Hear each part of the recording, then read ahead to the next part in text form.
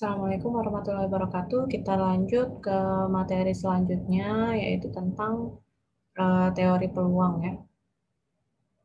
Oke.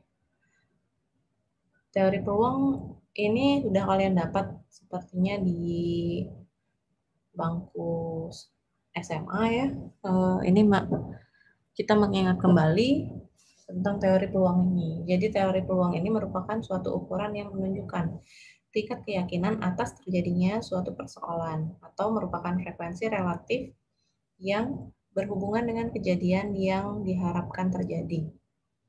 Oke, ini ada beberapa pendekatan teori peluang, yaitu pendekatan klasik, teoritis, dan subjektif. Kalau pendekatan klasik, kejadian A dapat terjadi dalam P cara dari seluruh N cara yang mungkin, dan N cara ini berkemungkinan sama, maka nilai kemungkinan kejadian A itu adalah P peluang A, dibaca peluang A, peluang A ini sama dengan P kecil per N. Jadi N-nya itu adalah ini, caranya P adalah kejadian A yang dapat terjadi. Oke. Kalau pendekatan klasik, ini adalah peluang suatu kejadian sudah dapat ditentukan sebelum dilakukan percobaan.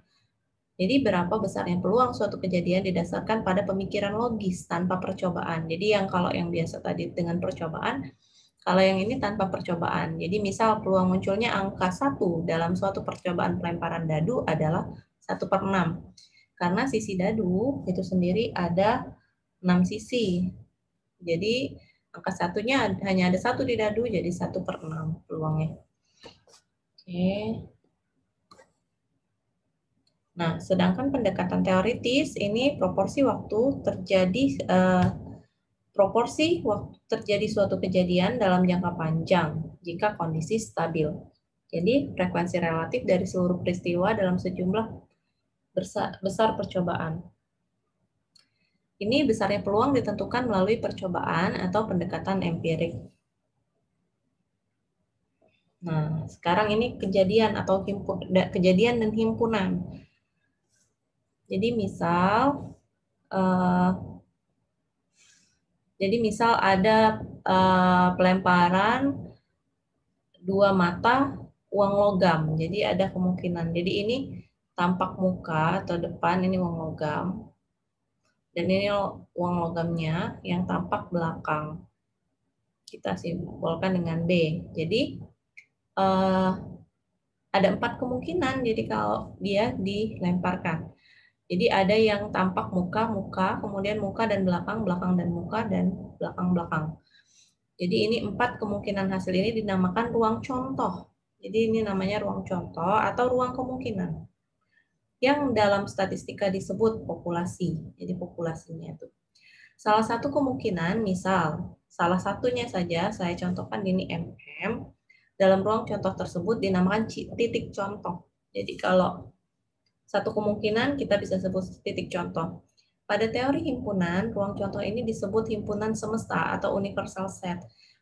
Oleh karena itu, ruang contoh sering dinyatakan dengan huruf besar S. Jadi ini adalah simbol untuk semesta atau ruang contoh. Oke. Nah, sekarang kejadian. Apa itu kejadian? Kejadian merupakan satu himpunan bagian dari ruang contoh. Misal kejadian A, hasil pelemparan 2 mata uang logam menghasilkan 2 sisi yang sama. Maka di sini ditulis, ini kejadian ya.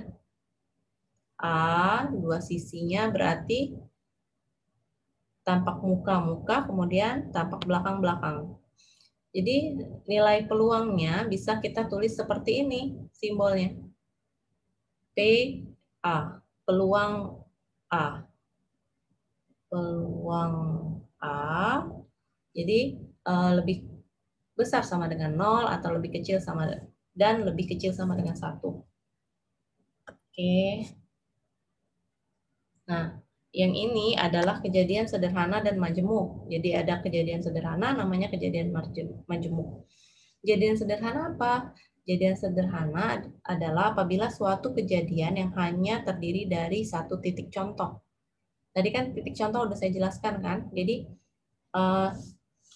kalau misalnya, nah sedangkan jadi majemuk ini gabungan dari beberapa kejadian sederhana ini tadi. Jadi dinamakan majemuk. Contoh kejadian sederhana pada pelemparan dadu tadi yang kejadiannya keluar angka 2 dari 1 kali kuncang. Sehingga kejadian majemuknya itu keluar angka genap dalam pelemparan dadu yaitu 2, 4, dan 6. Oke, ini contoh ya. Ini gambar kejadian dan ruang contoh. Jadi,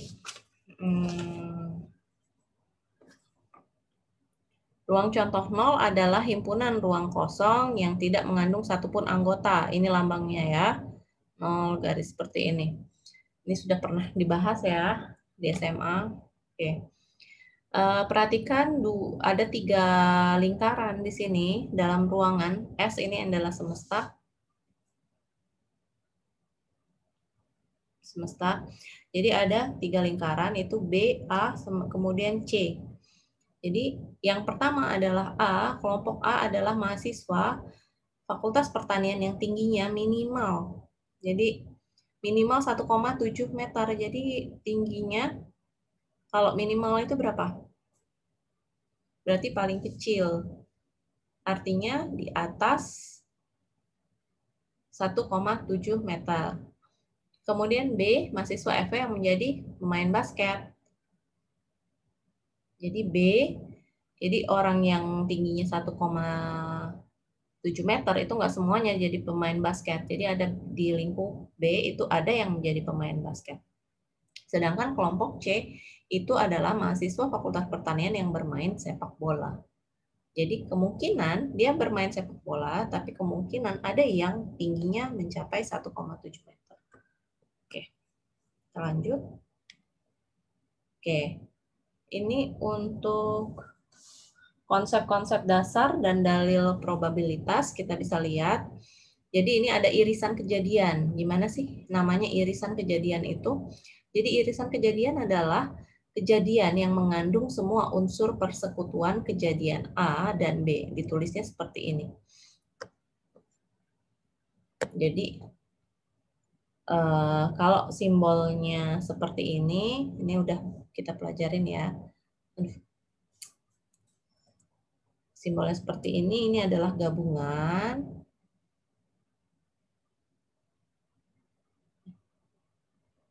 Maaf ya, irisan.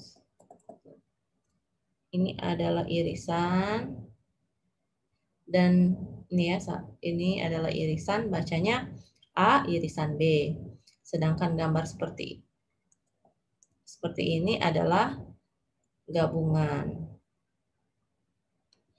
Jadi kejadian saling terpisah adalah apabila kedua kejadian tidak memiliki persekutuan. Jadi dilambangkan seperti ini ya.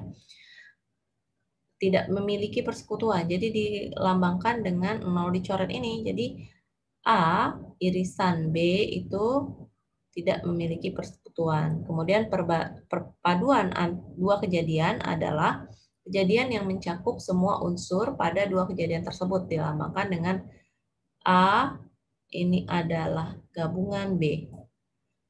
Komplement suatu kejadian adalah himpunan semua anggota ruang contoh atau semesta yang bukan anggota A dilambangkan dengan A, aksen. Jadi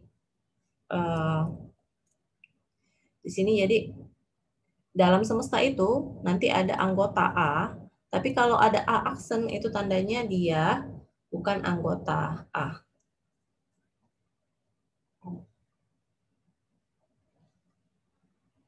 Oke, kita lanjut ya. Sampai sini, di sini ada irisan kejadian yang saling terpisah. Jadi sama, ini adalah irisan namanya. Jadi ini A dan B, A irisan B. Nih. Oke. Jadi dia ininya bersatu, A dan B ini bergabung. Sedangkan yang grafik sebelahnya, yang ini A B terpisah. Jadi A irisan B itu tidak ada ruang kosong. Jadi ini gabungan dan komplement kejadian. Contohnya, ini lambang ini melambangkan gabungan. Jadi A gabungan B. Sedangkan A aksen itu berada di luar lingkup. Masih ada di semesta. Ini yang kita terangkan tadi ya. A aksen ini masih ada di dalam semesta, namun dia di luar dari A. Jadi A aksen sama dengan 1 dikurang A. Karena keseluruhannya 1 ditulis dikurang A. Oke. Sekarang mencacah titik contoh. Jadi kadang-kadang masalah peluang ini bisa dipecahkan dengan mencacah banyaknya titik dalam ruang contoh tanpa mendaftarkan dulu unsur-unsurnya. Jadi ada kaidah penggandaan, itu bila suatu operasi dapat dilakukan dalam N1 cara, dan bila untuk setiap cara operasi kedua dapat dilakukan dalam N cara, kemudian operasi tersebut secara bersama-sama dapat dilakukan dalam N1, N2 cara. Oke. Contoh, jadi pada percobaan pelemparan 2 mata uang logam, berapa banyak titik contoh dalam ruang contohnya?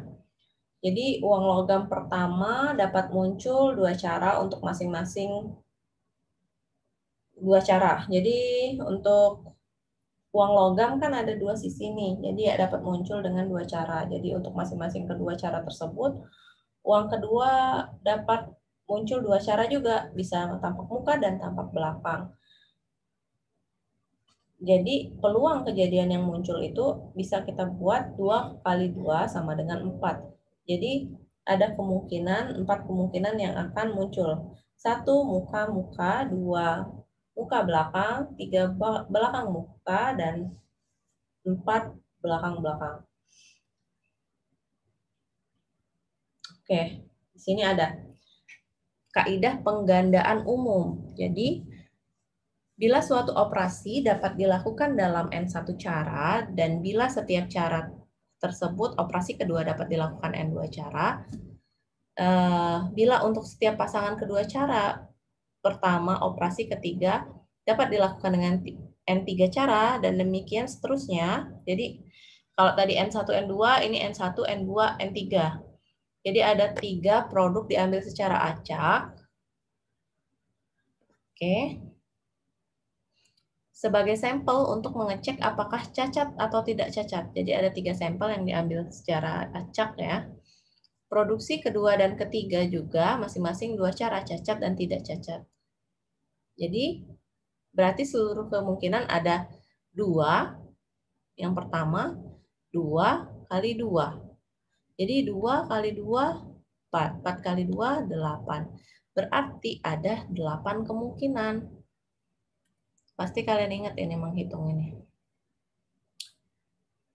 Nah, yang ini untuk ini adalah metode perhitungan menemukan probabilitas atau kemungkinan tadi. Oke. Kita bisa lihat ini faktorial. Nah, faktorial itu kalian sudah belajar. Tadi sudah saya singgung di depan. Jadi misalkan ingin diketahui berapa cara yang mungkin dalam mengatur 3 huruf pertama dari abjad. Cara sederhana yaitu dengan menulis sebagai berikut. Dalam soal ini dia mau menggabungkan 3 huruf A, B, C, itu berapa kemungkinan? Jadi macam-macam campurannya. Jadi A, B, C, A, C, B, B, A, C, B, C, A, C, A, B, C, B, A. Jadi ini 6 cara. Bagaimana kalau mengatur 10 huruf pertama? Jadi 10 huruf pertama dari A sampai J. Nah, contoh di atas menunjukkan bahwa pada posisi pertama selalu terdapat 3 pilihan. Di sini, A, B, atau C. Jadi A dulu di depan, B dulu di depan, baru C yang di depan. Begitu salah satu huruf telah terpilih, posisi berikutnya hanya ada 2 pilihan. Karena hurufnya cuma 3, berarti ada kemungkinan 2 lagi yang hurufnya yang dikombinasikan. Nah, sehingga terakhir hanya tersedia satu pilihan sehingga dapat ditulis menjadi, kalau 3 huruf berarti 3 kali 2 kali 1, jadi 6.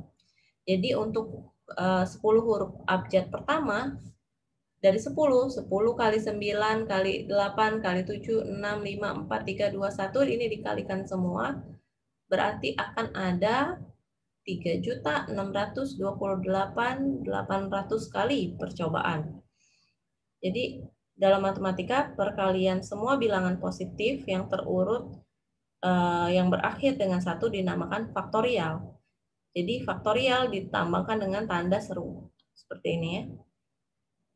Nah, jadi ini bentuk umumnya.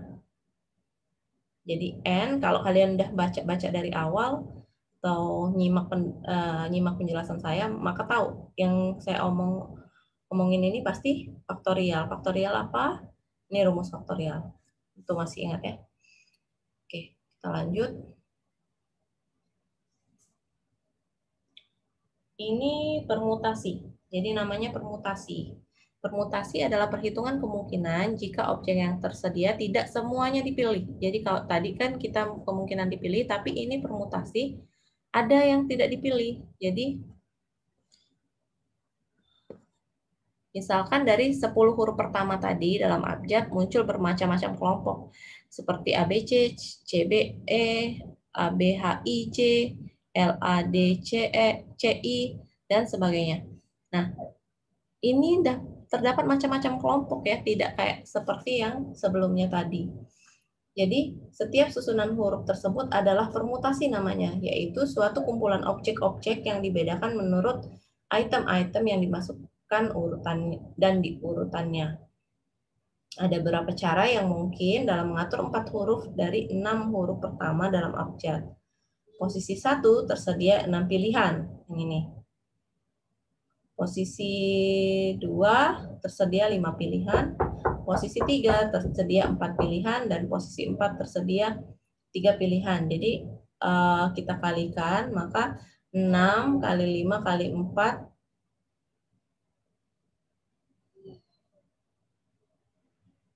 kali 3. Jadi ini contohnya ini ya, bukan ke sini lagi, tapi contohnya mengatur 4 huruf dari 6 huruf pertama dalam abjad. Jadi nanti ada 360 cara kalau dikalikan.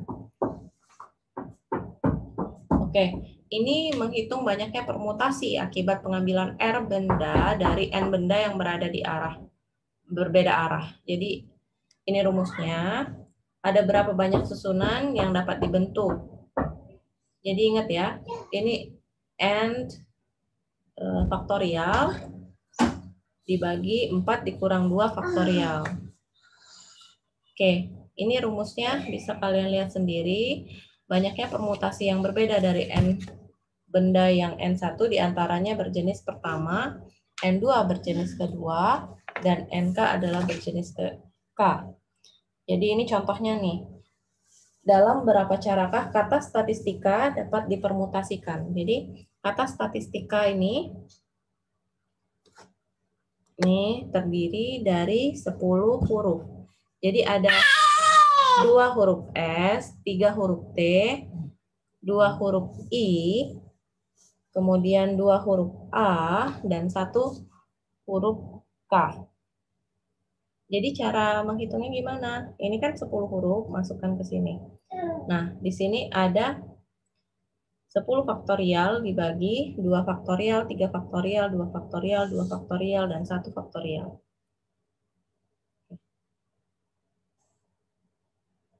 Oke, untuk seterusnya nanti akan kita sambung mengenai kombinasi sampai selesai.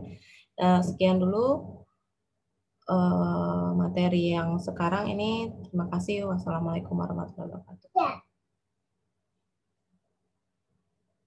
Ada ini.